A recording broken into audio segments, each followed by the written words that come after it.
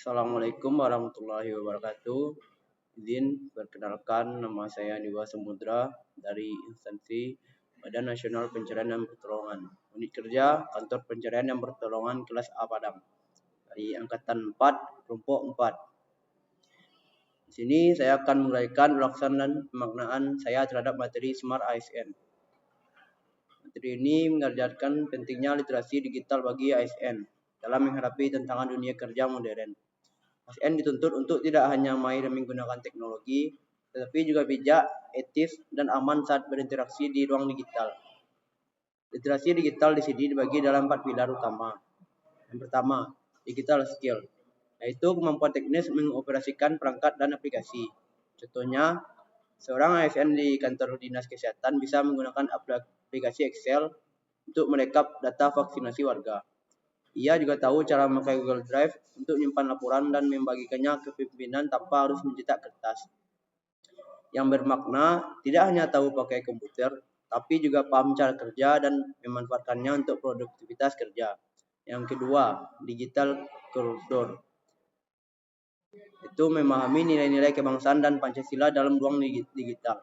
Contohnya, ASN bagian kebudayaan ikut membuat konten video pendek tentang kesenian daerah dan mengunggahnya ke media sosial dengan narasi yang menanamkan semangat Bhinneka Tunggal Ika yang bermakna menyebarkan nilai-nilai kebangsaan dan budaya Indonesia melalui digital, bukan sekedar ikut-ikutan tren global. Yang ketiga, digital ethics. Menggunakan etika dalam interaksi digital termasuk menghindari hoax, ujaran kebencian, dan perundungan. Contohnya, saat melihat informasi tentang pemilu yang belum jelas kebenarannya di grup WA, seorang ASN tidak langsung menyebarkan, tapi memeriksanya dulu ke sumber resmi seperti Kominfo atau situs cek fakta, yang bermakna berperilaku etis dan bertanggung jawab, tidak asal sebar info atau membuat posting yang bisa memecah belah. Yang keempat, digital safety, yaitu mampu melindungi data pribadi dan menjaga keamanan saat bertransaksi online. Contohnya, ASN bagian administrasi tidak menggunakan tanggal lahir sebagai password, selalu logout akun setelah bekerja, dan tidak sembarangan mengklik tautan dari email mencurigakan.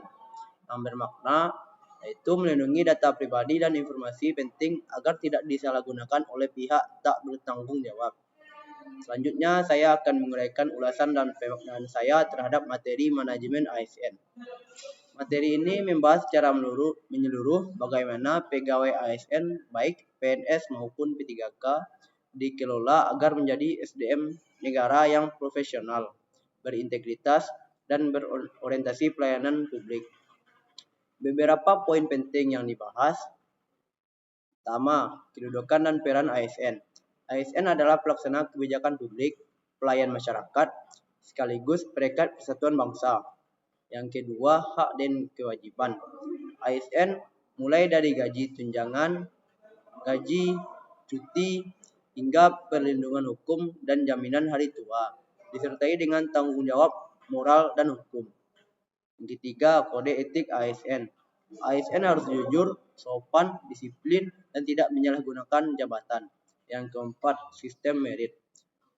Sistem pengelolaan ASN berdasarkan kompetensi, kualifikasi, dan kinerja, bukan karena hubungan, kedekatan, atau kepentingan politik. Yang kelima, manajemen karir.